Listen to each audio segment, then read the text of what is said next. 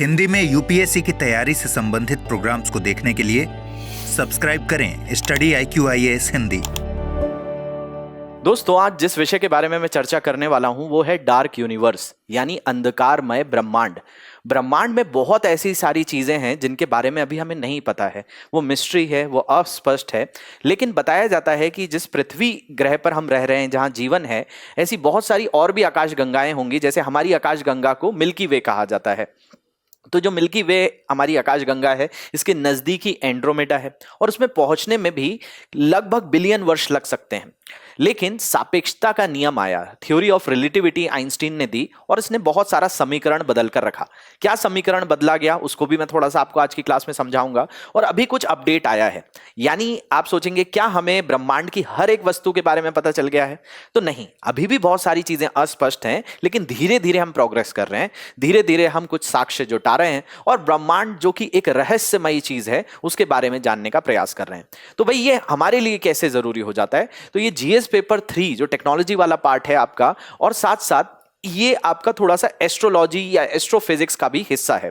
तो यानी ब्रह्मांड के बारे में, यूनिवर्स के बारे में आप फिजिकल ज्योग्राफी में भी पढ़ते हैं और ये थोड़ा सा टेक्नोलॉजी में भी पढ़ा जाता है। तो अभी एक अपडेट आया हुआ है, द हिंदू का एक आर्टिकल है, इसको मैंने यहां कवर किया है। इसको अगर आप देखेंगे तो इसमें डार्क मैटर, डार्क एनर्जी के बारे में दिया हुआ है। मैं आपको समझाता हूं।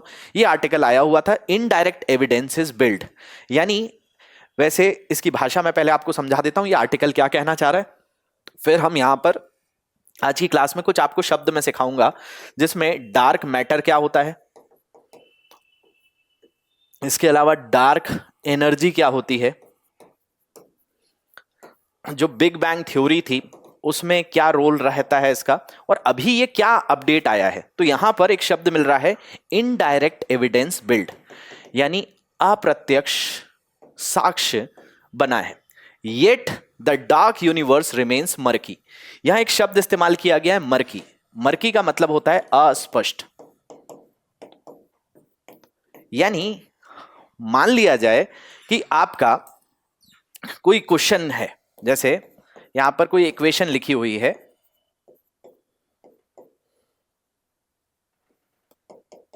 अब इसमें ये जो इक्वेशन दी हुई है, इस इक्वेशन में अगर हम क्या करें, इसमें अगर वैल्यू 2 रख दें इस इक्वेशन में, यही सेम इक्वेशन आप लोगों ने पढ़ी हुई है, लेकिन मैं इसमें अगर 2 रखने का प्रयास करूं तो 2 रखने पे क्या होगा, ये 2 का स्क्वायर हो जाएगा, ये 5 गुणा 2 हो जाएगा, प्लस 6 हो जाएगा। तो यहां पर ये क्या हो गया, 4 माइनस 10 प्लस 6 बराबर 0। 6 और 4 10 हो गया, 10 माइनस 10 शून्य हो गया। तो यानी जब मैंने इस इक्वेशन में 2 रख दिया तो ये शून्य मिल रहा है। अब किसी को लगे सर आपने 2 रखा तो कुछ भी रख देंगे सब में शून्य मिलेगा, तो नहीं मिलेगा। आप इसमें 1 रख के देख लीजिए। अगर मैं यहां 1 रख देता हूं तो 1 का स्क्वायर 1 ही होगा, माइनस 5 ये 6 हो जाएगा। तो उस हिसाब से 1 माइनस 5 प्लस 6, तो 6 और 1 7, और 7 माइनस 5 2 ही हुआ। यानी ये संख्या जो है इसमें जब 2 रखी गई तब ये इक्वेशन सेटिस्फाई हुई। लेकिन क्या सिर्फ एक ही इसका आंसर है 2? तो नहीं, आपने बचपन में पढ़ा हुआ है अलजेब्रा में 2 तरह की, ये क्वाड्रेटिक इक्वेशन में आप 2 संख्या रख सकते हैं, इसमें 3 भी रखी जा सकती है। अगर आप 3 रख देंगे तो 3 रखने पर 3 का स्क्वायर 9 हो जाएगा और ये हो जाएगा 6। तो ये 5 दिया 15, 9 और 6 ये भी 15, माइनस 15, तो ये शून्य हो जाएगा। यानी इस पे, इसी संख्या के ऊपर, मतलब इसी इक्वेशन में 2 भी काम कर सकता था, 3 भी काम कर सकता था। एक ही इक्वेशन के 2 सॉल्यूशन हो सकते हैं। तो यानी हमारा जो ब्रह्मांड है, उस ब्रह्मांड के भी अनेक तरह की हमें जानकारियां इकट्ठी करनी है। तो हम थोड़ी थोड़ी जानकारी अभी इसके बारे में जानते हैं। तो अभी इनडायरेक्ट एविडेंस बिल्ड हुआ है, यानी कुछ, जैसे मान लिया जाए इस इक्वेशन में किसी ने 2 खोज लिया तो ये इस इक्वेशन को सेटिस्फाई कर रहा है, लेकिन सिर्फ 2 ही इसको सेटिस्फाई कर सकता है, तो ऐसा नहीं है। हमने एक और चीज देख ली, 3 है। तो ऐसे कई तरह के सॉल्यूशंस हम यूनिवर्स के बारे में, ब्रह्मांड के बारे में जानना चाह रहे हैं। और yet the dark universe remains murky, की। और ये कहा जा रहा है कि जो डार्क यूनिवर्स है वो अभी भी हमारे लिए अस्पष्ट है, हम सारी चीजें नहीं जान पाए हैं, लेकिन कुछ जो चीजें हम जान पाए हैं। और मैंने आपको कहा कि कुछ ऐसी चीजें हमें आज की क्लास में समझनी है, जैसे डार्क मैटर क्या होता है, डार्क एनर्जी क्या होती है, इसको भी देखेंगे। We don't have direct evidence of dark matter और dark energy, but scientist are continuing the search. यानी हमें डार्क एनर्जी और डार्क मैटर के बारे में पूरी तरह की जानकारी नहीं है, लेकिन हमने उसके आगे बढ़े हैं, कुछ ना कुछ हमने कुछ ऐसी तकनीक निकाली है जिसके बारे में इसको समझते हैं। अब कई ऐसे स्टूडेंट्स होंगे जिनको डार्क एनर्जी क्या होती है वो नहीं समझने आता होगा, डार्क मैटर क्या होता होगा नहीं समझने आता होगा। कोई बात नहीं, इस सेशन को हम इसीलिए डिजाइन करते हैं ताकि आपको सरल भाषा में ऐसी चीजों को समझा सकें, आम जीवन के कुछ उदाहरण लेकर। तो उनको भी मैं बताऊंगा, सापेक्षता के नियम को भी मैं बताऊंगा, जिससे आपको बहुत आसानी से चीजें समझने आएंगी। तो चलिए शुरुआत करते हैं। शुरुआत करने से पहले आप लोगों के लिए इंफॉर्मेशन है, ये सारे टॉपिक्स आप साइंस एंड टेक्नोलॉजी में बहुत डिटेल में पढ़ते हैं, जिसमें अभी तो हम सेशंस में जैसे ये क्लासेस छोटी होती हैं, लेकिन जो हमारी पेड क्लासेस होती हैं उनका ड्यूरेशन लगभग 120 घंटे होता है। मैं 40 दिन तक साइंस एंड टेक्नोलॉजी को इस बैचेस में पढ़ाता हूँ। आप इस बैच का हिस्सा बन सकते हैं। हालांकि इसमें सिर्फ साइंस एंड टेक्नोलॉजी नहीं, फाउंडेशन के सारे सब्जेक्ट पढ़ाए जाते हैं, हिस्ट्री, ज्योग्राफी, इकोनॉमिक्स, पॉलिटी, आपका सोसाइटी, सामाजिक न्याय यानी सोशल जस्टिस, आपदा प्रबंधन, आंतरिक सुरक्षा, इसके अलावा जो है एनवायरमेंट इकोलॉजी और बहुत सारे जो आपके निबंध का पेपर है उसको भी पढ़ाया जाता है। SIP programme, success in mains programme, mains residential programme, interview guidance programme, 18 books का सेट, ये सारी चीज़ें इस बैच के साथ मिलती हैं। इसकी फीस अभी मात्र 27,999 है। जो नेक्स्ट ईयर के लिए टारगेट कर रहे हैं और फाउंडेशन को स्ट्रॉन्ग करना चाहते हैं, जल्दी से ऐप या वेबसाइट पर जाइए, 20 जून के इस बैच के अंदर एनरोल कर लीजिए। सुबह 8 बजे से बैच शुरू हो रहा है। चलिए हम आ जाते हैं हमारे टॉपिक के ऊपर। इसके अलावा इस लेक्चर की पीडीएफ आपको उस टेलीग्राम ग्रुप से मिलती है। कोई डाउट आएंगे तो ये मेरी इंस्टा आईडी है, यहाँ पर एडमिशन रिलेटेड या टॉपिक रिलेटेड कोई भी डाउट आए तो आप यहाँ भेज देंगे। चलिए हम यहाँ पर जो बात कर रहे हैं यूनिवर्स के बारे में जानने का प्रयास कर रहे हैं, तो इसमें बहुत बड़ी मदद करी अल्बर्ट आइंस्टीन ने।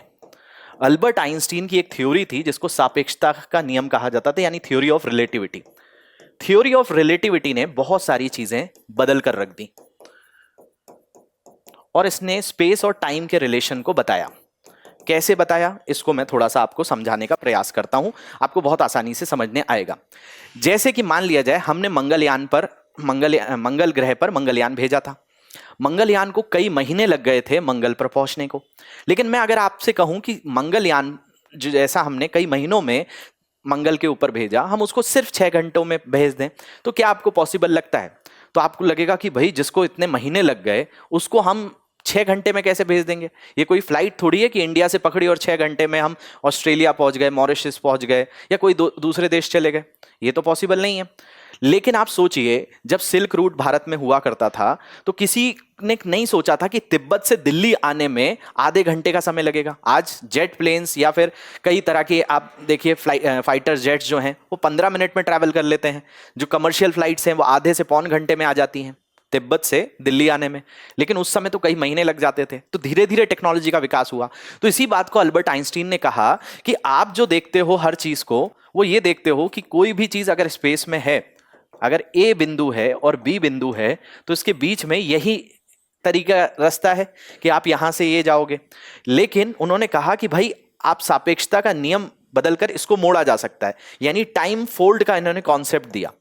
अब कई लोगों को टाइम फोल्ड नहीं समझने आएगा, लेकिन मैं ये कह रहा हूं कि टाइम फोल्ड एक ऐसी घटना है कि जैसे मान लिया जाए इस बिंदु और इस बिंदु के बीच में ये अलग अलग डिस्टेंस है, मान लिया जाए 10 मीटर है। अब इसमें किसी को भी ट्रैवल करने में कुछ समय लगेगा, लेकिन अगर ये दोनों बिंदु एक ही बिंदु पर आ गए तो समय बिल्कुल नहीं लगेगा। जैसे ये बिंदु और ये बिंदु को मैंने जोड़ दिया, तो यही चीज अल्बर्ट आइंस्टीन ने अपने एक नियम के आधार पर बताई, जिसको थ्योरी ऑफ रिलेटिविटी या सापेक्षता का नियम कहा जाता था। और इसने बहुत सारे समीकरण बदले और बाद में इस पर कई तरह की रिसर्च हुई, तो हमको पता चला कि भाई हमारे आसपास, जैसे हमारी सबसे नजदीकी आकाशगंगा एंड्रोमेडा है, तो एंड्रोमेडा इतनी दूर है कि पहले माना जाता था कि बिलियन वर्ष लग जाएंगे एंड्रोमेडा पर किसी को भेजने। और इंसान की तो जिंदगी कितनी है, एक औसत इंसान आज 60-70 साल जी रहा है।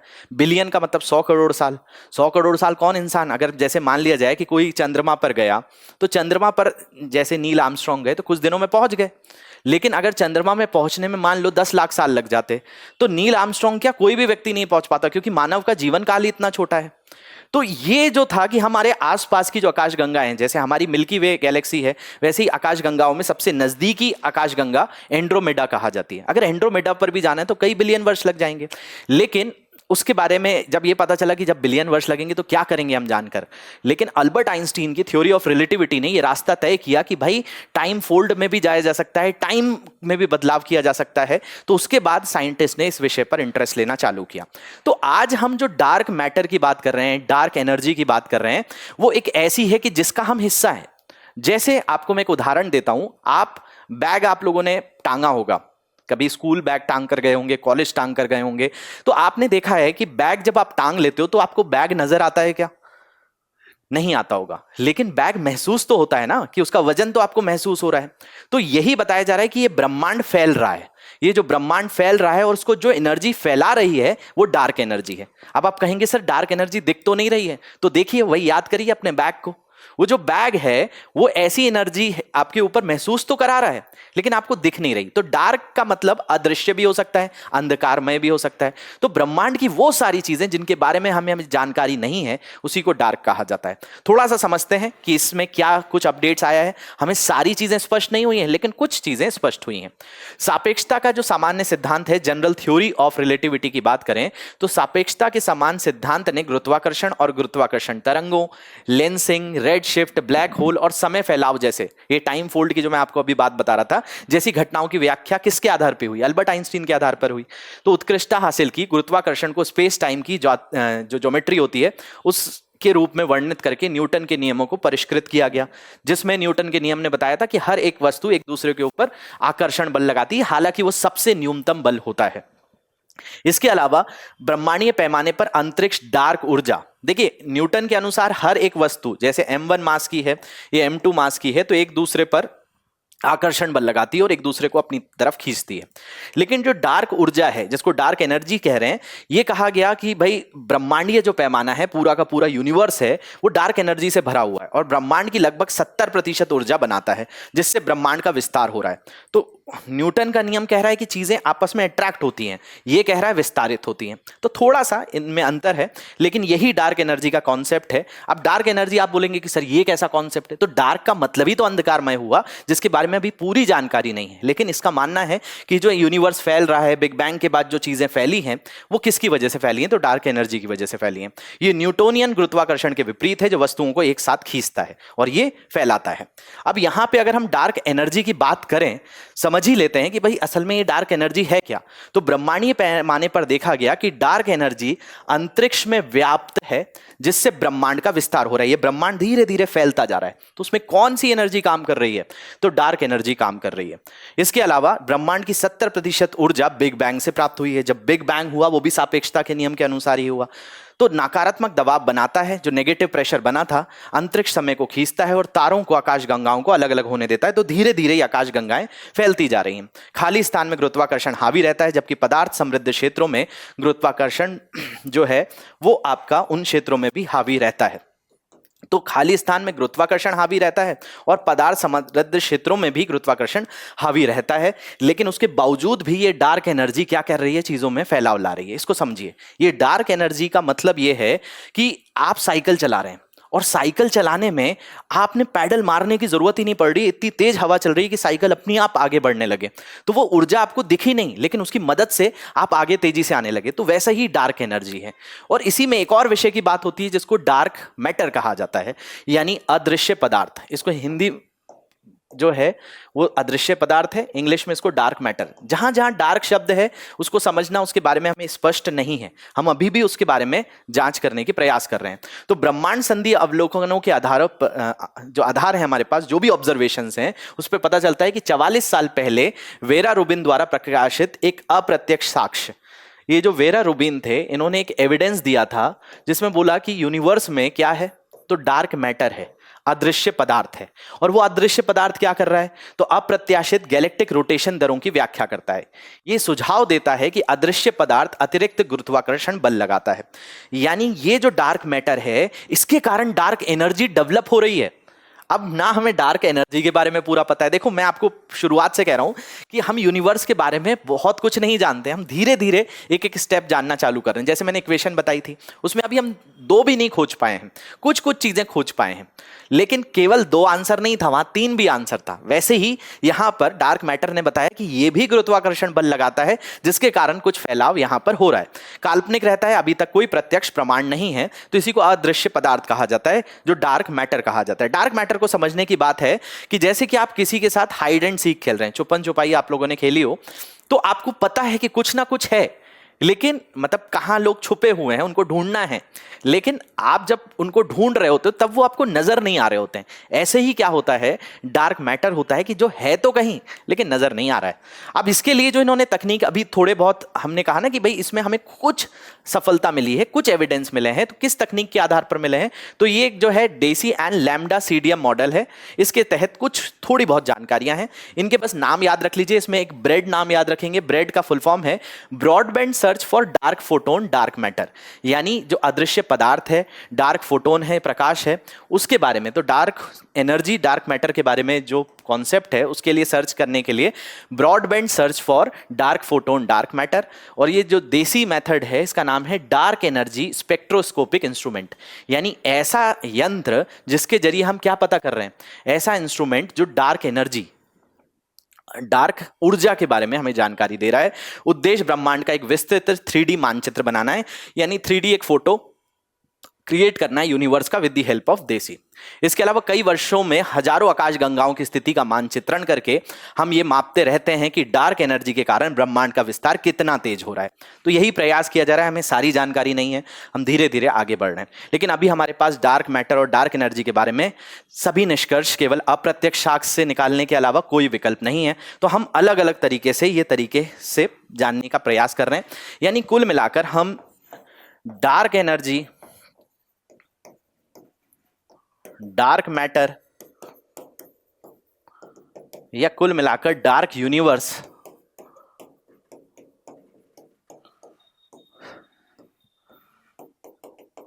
अप्रत्यक्ष साक्ष्य पर आधारित है, यानी इनडायरेक्ट एविडेंस हमारे पास है, हमारे पास डायरेक्ट एविडेंस की कमी है।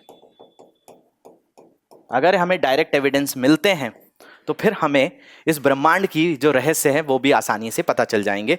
तो बड़ा ही महत्वपूर्ण ये टॉपिक हो जाता है, इसी के बारे में मैंने आपको आज की क्लास में डिस्कस किया है। आशा करता हूँ ये आपको समझने आया होगा। ऐसे इस बहुत सारे टॉपिक्स मैं साइंस टेक के सेशन में पढ़ाता हूँ, तो आप उस सेशन के साथ भी जुड़कर और अच्छे से गहराई से इसको कवर कर सकते हैं। मेरा कोड है मनीष लाइव, इसको यूज करेंगे तो मैक्सिमम डिस्काउंट मिल जाएगा। इसकी फीस 27,999 है, फाउंडेशन का पार्ट आप बन सकते हैं। ये सारे सोशल मीडिया हैंडल्स यहाँ पे दिए हुए हैं, इनको देख लीजिए। कहीं पर भी डाउट आए तो इंस्टा और टेलीग्राम पर आप जुड़कर पीडीएफ और डाउट्स पूछ सकते हैं। मिलते हैं अगले सत्र में, तब तक के लिए ध्यान रखिए। Thank you very much for watching this, have a great day. Hindi में यूपीएससी की तैयारी से संबंधित प्रोग्राम्स को देखने के लिए सब्सक्राइब करें स्टडी IQ IAS हिंदी।